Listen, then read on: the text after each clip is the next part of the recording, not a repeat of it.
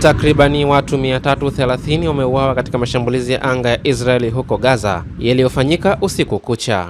Kwa mujibu wa Wizara ya Afya inayoendeshwa na Hamas, jeshi la Israeli limesema lilikuwa likifanya mashambulizi makubwa baada ya mazungumzo ya kuongeza muda wa kusitisha mapigano kushindwa kufikia makubaliano. Ni wimbi kubwa zaidi la mashambulizi ya anga tangu Januari 19, 2025 wakati zoezi la usitishaji mapigano lilipoanza kutekelezwa. Ofisi ya Waziri Mkuu wa Israeli Benjamin Netanyahu inasema kuanzia sasa itachukua hatua dhidi ya Hamas kwa kuongeza nguvu zaidi za kijeshi, ikishutumu Hamas kwa kukataa mara kwa mara kuachilia mateka wao na kukataa mapendekezo ya kurefusha muda wa usitishaji wa mapigano. Hamas inaishutumu Israeli kwa kushambulia raia wasio na silaha na inasema kwamba wapatanishi wanapaswa kuiwajibisha Israel.